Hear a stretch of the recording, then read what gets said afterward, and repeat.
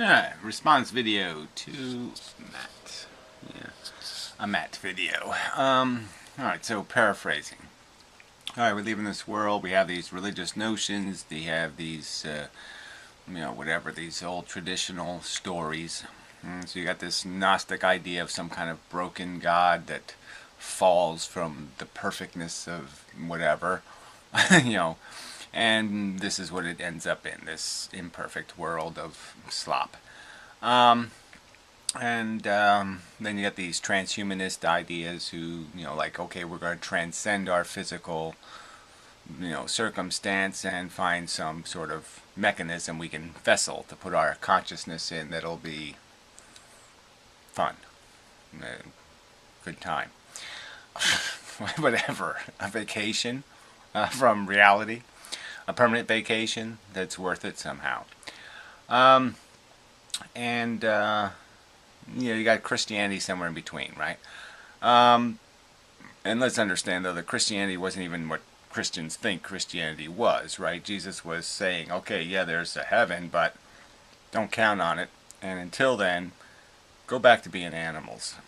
Just forget about this transcending crap and all this other crap. Do what the animals do. They are all pretty healthy. They're all getting along okay.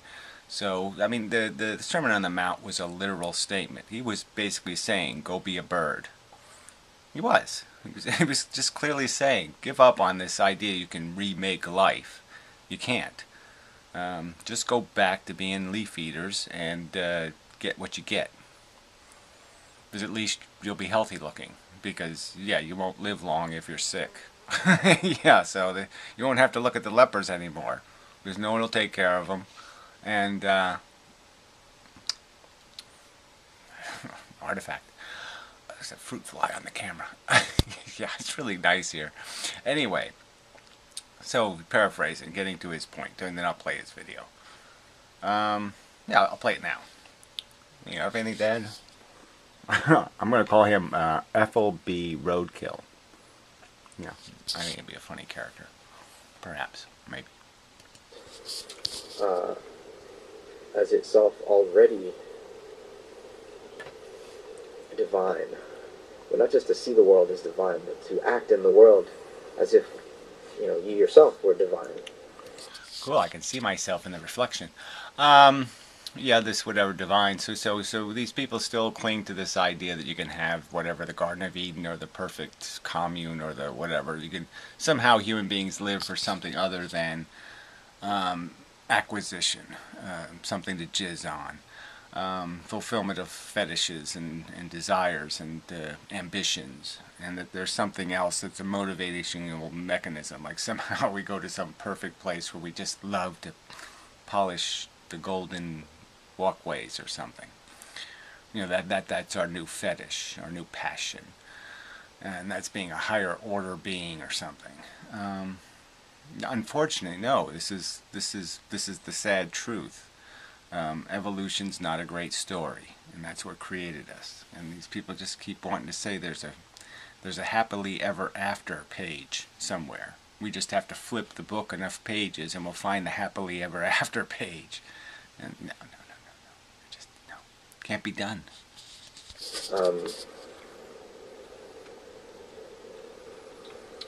And sorry, pausey parts. I didn't realize I pointed the video at the part where he sounds all pausey. Yeah, he really doesn't talk that slow. So anyway, it's not his fault, my fault. My bad. Certainly it's a long shot at this point that human beings will be able to survive on this earth, much less. Yeah, see, I think the survival thing, we have to, if we're going to kill ourselves, we have to kill ourselves on purpose. Because if we don't kill ourselves on purpose, we're just going to be mangled. We're going to be roadkill. Okay, and drunken roadkill. That's what we're going to be. We'll find some dystopia.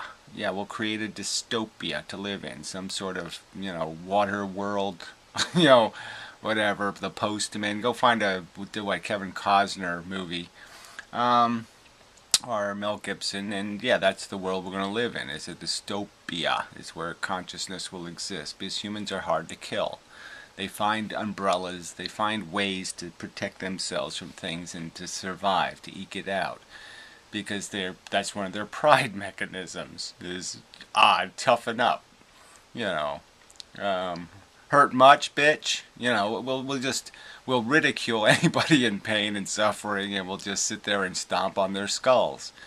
Because that's what humans, inside the human being, is really just a cockroach with, tentacles and antennas and all that shit.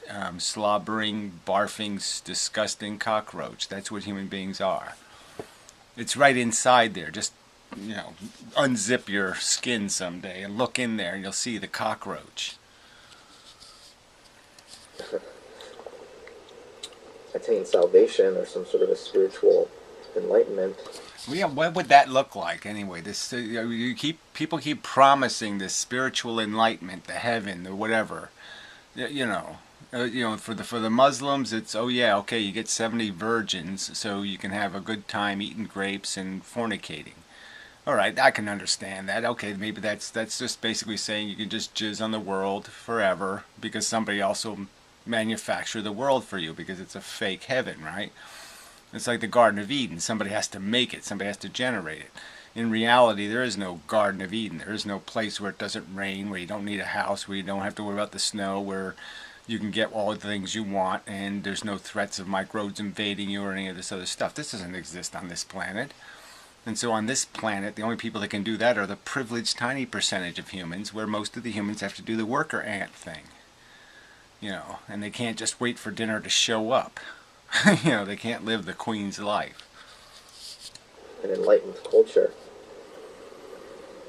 It's a long shot. Yeah, enlightened culture. And again, what are you saying enlightenment is? Enlightenment is looking out there to the cosmos, looking for the truth somewhere other than looking inside and saying, oh, it's a cockroach. Why are we going to all this effort to create an environment for a cockroach? We're creating cockroach farms, like ant farms. Why are we doing that? To entertain who? Again, the projected God. Let's make this one hell of an ant colony, for a good old God. So he has something to watch. His little ants fall down, go boom, and the other ants cry, and it's all very tragic. And then you can pour flood water on them and do something else and do fire and burn them up a little bit to entertain God. Why should we do this? Why should we be perpetually enslaved to playing in this farm, this stinking, lousy ant farm that we're playing in? Don't talk to me about your promises of cosmological knowledge. Give me some idea of what this Twinkie looks like. I mean, how is the cream inside this Twinkie so special? And how is it something other than, we know where it came from. We know what it's made out of. Pus and cum. At this point, but I don't think we have any other chance ultimately because, it's not like this. Any other chance ultimately? Then what? Again, so he's just doing this. So this 2,000-year-old plan of Jesus is go back to nature, go live like a dumb animal. Is a plan. No, it was a plan that didn't work 2,000 years ago. People modified it back then because they said, I don't want to do that. I don't want to get eaten by lions. I don't want to watch most of my kids die. I don't want to get leprosy and be treated like a leper. Or killed instantly. Incarnation that Christianity describes is simply a cause for great celebration. It's also, it puts a lot of responsibility on human shoulders. Yeah, so I don't really get that part. Obviously, humans taking no responsibility. The taking responsibility is doing the Darwin thing, recognizing your origins, and accepting responsibility for what it all means. Is that you're just a whacked out psychology full of ambition and fetish nonsense. We were all horny for a subtly different banana cream pie. Some people want bananas in it, and some people want pineapple, and some people want strawberries, and so we're just having this fight about what gets in the pie, and who gets to eat the pie, and who gets the most pie. I mean, it's an embarrassment to enlightenment. To use the word enlightenment, if you're going to do something other than recognize that you're just pie eaters. Jeez. You could think of it as a great tragedy, and in that sense, I understand why the Gnostics respond in the escapist way that they do. But the Incarnation says that God became flesh and died. God is dead. That old notion of a transcendent deity, all powerful, all knowing, all seeing.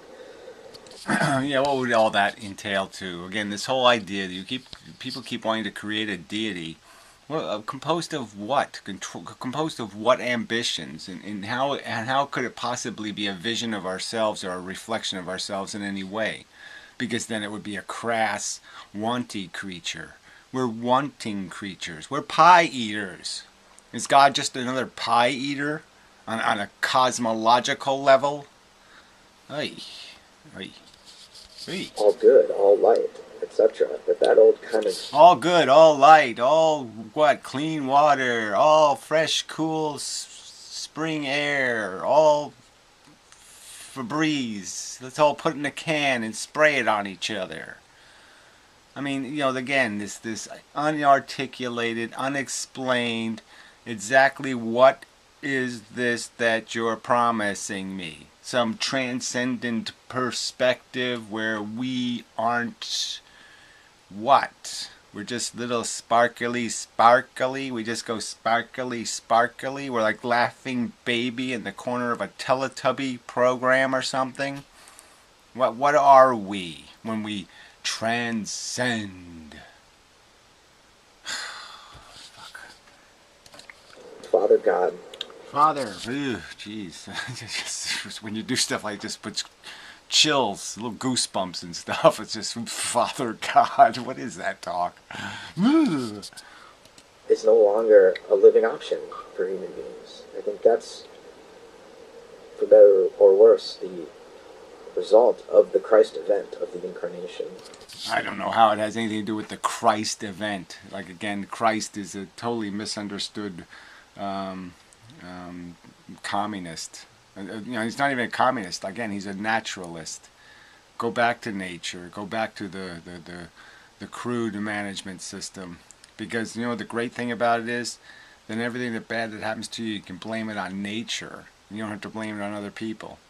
Yeah, so instead of being oppressed by the Romans, you can be impressed by the weather. And this is an event, right, that takes place in human consciousness. I don't want to be misinterpreted here, as some sort of a literalist. When I talk about the Incarnation, I'm talking about a spiritual event, Yeah, you're talking about it, and again, this enlightenment stuff. This, like, somehow you're going to get to some point where all of a sudden your fetishes are going to be spiritual. That your desire and horny and ambition and ego and all of that crap is going to be somehow gold-plated, right? So we're just back to this magical fake reality of somehow if you put enough gold on it, you can make the turd beautiful. A good sort of entry into this way of thinking about religion would be through Carl Jung in his book Answer to Job, where he talks about the difference between psychological reality and the so-called physical reality studied by the natural sciences. Though of course, if we're going to talk about science, I think we have well, whatever. I think we ought to talk about the difference between logic and psychology, because those two things don't have anything to do with each other. to frame this physical world in an appropriate way, and I'm not a dualist here, obviously. That's the whole point of the Incarnation, that the spiritual, the psychological, and the physical all coexist, they indwell. Yeah, whatever. So again, more ambiguous mishmash. The spiritual and the physical indwell, and the psychological and the intellectual. No. These are all distinct elements of expression, neurological expressions. And we can understand the neurological expressions that figure out 2 plus 2 equals 4. We can figure out that kind of neurological expression is different than me horny. One another, with one another, sort of like the Trinity. Um, so it's not just that, that old Father Sky God image of the transcendent creator deity. It's no longer real. It's real enough. It's just that it's not psychologically effective in the world in the same way that it used to be. Yeah, well, you mean it's people aren't as dumb as they used to be. They've actually gotten some education and they can read books for themselves, but also Darwin happened and Freud happened and Einstein happened and a lot of things happened in the last 150 years that made thinking that wacky crap totally impossible and still retaining any kind of sensible neurological function. You can't be a sensible human if you are living in Three Pig Land. I don't know where they never give you the town the three pigs lived in. But you can't live there anymore unless you're an idiot. Okay? Because you know better. There is no Three Pig Land. There is no Goldilocks Land. There is no Red Riding Hood Land. And there is no reality to all this biblical mumbo jumbo. God has evolved along with human beings in the course of history. No, you mean religion has evolved, so let's not say God has, because there is no God.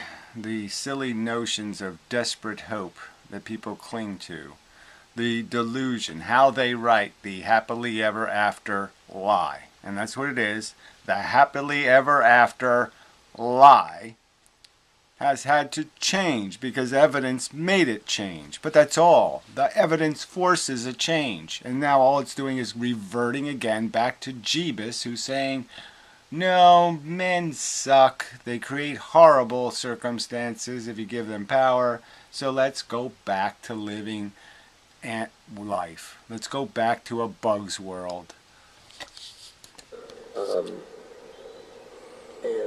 I think where the human species is faced, as it was in the past many times, with a decision. But now it's not just a spiritual decision; it's an ecological decision. Well, whatever. Yeah, well now, but it's in the context where we have real power now. Okay, 1,000 years ago, people had no power. They couldn't really control anything, any part of their biology or how they function. They couldn't cure a disease, like get rid of smallpox or something. They couldn't get organized enough to do any of that stuff. And we do have the power now to reform and reshape the world we exist in and how the world looks. And so let's not deny that big change is that we have power now, where people didn't have power before. Philosophy had no power before. It has power now. And, we're facing a speciation event, I think, here, as transhumanism. Yeah, well, speciation event, again, that would be great, frankly. You know what I mean? If you were telling me the happily ever after was that it was going to be a true end, closing of the book, the end, was going to be written on a page somewhere, the end. Yeah, that would be, what's the harm in the end? The end is cool. Okay, there's nothing horrible happens in after the end. Nothing horrible can happen. But dystopia can happen. Horrible deprivation can happen. Horrible pain and suffering imposed by chaos can happen. And that's what we're heading for. Empowered by global capitalism. Yeah, well, empowered by a lack of a willingness to accept the realities of our own selfish nature. So, again, the imposition of global capitalism by who? By the people. By the people who buy it. Okay, by the people who want to live it. The people chasing it. The people who buy lottery tickets, who want to be a billionaire. Okay, they actually would want to be one. Not, they wouldn't recognize it as, oh shit, I'm going to have this huge, if you make me a billionaire tomorrow, I'm not going to have a great time, in the sense that now I have a huge responsibility. Because now I have the capital. I can control who lives and dies. I can control what gets invested in. What the future will look like is in my fucking hands. It's a huge responsibility where they're just thinking, me selfish fuck, me be buying houses, me be buying Lamborghinis, me be buying stuff to jizz on. That's all they be thinking, because they suck. So again, don't imply that capitalism is something imposed on mankind. It's something mankind has voted for. They voted for the lottery. They voted to be drunken, debaucherous pigs. Okay, that's been the humans' majority choice. So let's be clear. Is taking human beings and wonder. I mean, that's what a human being is. That's the cockroach, okay, showing itself. The cockroach shows itself in the lack of passion the human race has to be qualified to even express its opinions. They're all a bunch of dumb, ignorant asses, and you goddamn know it. Okay, they couldn't give a rat's ass about accepting or taking responsibility for their life. They just want somebody to give them some happily ever after plan. Do this, this, and this, and happily ever after happens. Direction and this sort of new. I mean, he talks about the human race like they're a victim. Yeah, no. We're the menace. Planetary Gaian religion, sort of these ecological, I would say, incarnational religions are also Incarnational, yeah, Gaian, right. So again, it's just back to the Jesus thing. Go back to being to looking good because of you kill anything that's flawed. So instead of existing in a world of human bigotry, which is ugly, human mistreatment, human abuse, human hierarchies, human self-indulgence, human selfishness, all those bad things, yeah, go back to some natural world where everything lesser is just annihilated. Just annihilated. You never even see it for more than a blip on the screen, okay? Because it's given no quarter, it's given nothing. So it doesn't survive to even wrap up its wounds and walk by you. So you'll never see it. You'll never see the blight, because it's going to get eaten by the maggots. Emerging, in opposition to, or if not in sort of, not at war with necessarily, but certainly presenting an alternative vision for the future of humanity. An alternative, right. So the alternative is, again, what? Described how? Some sort of holistic, deliberately holistic, though. I mean, we have to do it in some sort of scientific way, right? We have to somehow make our community so we produce our waste and we remanufacture our waste into candy bars, and we do all this ecologically sensitive stuff, and we only reproduce this certain amount, and we train people to do different kinds of jobs, and we take care of all these problems so everybody doesn't feel entitled. Somebody still has to pick up the garbage. Yeah, they won't pick up the garbage because they're dumb and ignorant and being taken advantage of, though. They'll be nuclear physicists, but their job is to pick up the garbage because they pulled it out of the hat. That's their job. Or whatever the reason will be, right? I mean, this is not simple. Manufacturing this utopia is hard work. And even if you get there, you won't have gotten anywhere. Because we're competitive animals. We're animals. We're fucking bugs again. And if you don't account for the fact that we need cages, you ain't going to make your world a good world. The transhumanist vision. It'd be interesting in this context to read someone like Teilhard de Chardin, who could be. Yeah, you keep saying that shit, and I don't think you could come up with a 5 paragraphs worth of 10 cents worth of quotes of bibbly babbly boo poetry. Again, what good is that going to do anybody? All this transcendent mishy mushy light special spectrum blah blah blah blah blah blah blah. What is all that crap? I mean, you got to draw this picture in some kind of crayon. It's not like invisible crayon. Yeah, he's a Christian, obviously, but the transhumanists love him as well. Try to understand what Teilhard was really saying. I would read him in an incarnational way rather than a Gnostic way. So he's basically saying he would read him in a optimistic way rather than pessimistic way. Okay, something like that. Certainly, but he's not a pantheist either, and neither am I. Yeah, you're not a pantheist, but you think that somehow more primitive is an answer. That somehow there is something fundamental about our physique and our composition that's worthy of preservation. And it really isn't. It's an insect. And it doesn't matter whether you put the tentacle on my ass, okay? Tentacle? No. Antenna. Okay? It doesn't matter where the antennas go. It doesn't matter where you put these parts.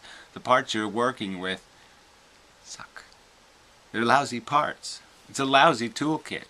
You can't build anything good out of the bugs that we are. I mean, no matter what you do. If you start with a Tyrannosaurus and you just move the parts around, yeah, you're never going to get to something other than Frankenstein. It's all going to come out looking like Frankenstein. Every single try. But, I think salvation at this point for human beings is more than just a spirit. Salvation is just not wasting anymore, okay? Being smart enough not to keep hitting the waste. Let's waste some more. Let's keep hitting the waste button. Waste, waste, waste, waste, waste, waste, waste, waste. Yeah, that would be the salvation. Is not to deliberately keep hitting buttons that you know are going to produce a mess. Spiritual matter, I don't think, I'm not in the transhumanist camp. I don't worship under the altar of technology. I use technology. So, yeah, you sit in this ambiguous no place where you say it'd be really cool if everybody liked what I like. They all put strawberries in the pie because I like strawberries. And that, I only need one big piece. So as long as I get my one big piece, everything's okay. It's no diagram of how you're going to fix anything or any image of exactly how your more cooperative human exactly functions. sort of the only way to be a functioning member of society today. But I don't think we're going to be able to escape the Earth. I think, our species, if it fails to learn to live on this planet, yeah, well, it's not going to go anywhere else, okay, so that's good. At least not much of it, 6 or 7 of it. And they'll sue each other and divorce space or whatever, they'll end up broken and, drunken wrecks soon enough. So yeah, there's nothing else. But again, like I said, I kind of wish we were cranking up the big giant volcanic eruption or something. But yeah, no, the death will be a slow death. The human race will kill itself long, hard, and slow. In a sustainable way, that we have any hope. So I'm not pretending that there's a great chance that we can turn this ship around. Well, you sort of are. You're sort of selling the idea that there's some sort of great chance or there's some sort of chance, but you're not describing what the vision is or how to get there more specifically. Human beings here on planet Earth, but I don't have any hope for anything other than turning it around. There is no plan B. Yeah, again, for a rational person, I think there is. For logical people, there is a plan B. The plan B is you recognize that the parts you have cannot make the thing you want to make. And so then you quit trying. You recognize that making Frankensteins, there's no value in doing that. This experiment has no efficacy. And you just say, well, what's the consequence of not doing it anymore? Oh, our projection of value is denied. We don't get to believe in the future. That's it. But there is no real consequence. There is no real harm, real negative implication whatsoever. Because we have no function beyond solving the wounds we create. That's the function of the biology, is make a wound, heal a wound. Make an empty stomach, fill an empty stomach. That's the nature of the organism. It's the nature of the mechanism. Just recognizing that is not, certainly a first step, but it's almost the conclusive step. You just recognize the truth that there's nothing to be made here, and we're only making it because we have empty stomachs. But our stomach doesn't need to continue to exist forever. We can just let it go away. That's plan B, a graceful, dignified exit from a bad game. You recognize it's not productive, like some kind of old medical treatment, like drilling holes in the head and letting the demons escape or something. You figure out something's not a good treatment, and you just stop doing it. Stop trying to cure this disease, because all there is disease. You're not going to win. You're not going to fix this machine. Anyway, enough of the video. Till next time and such.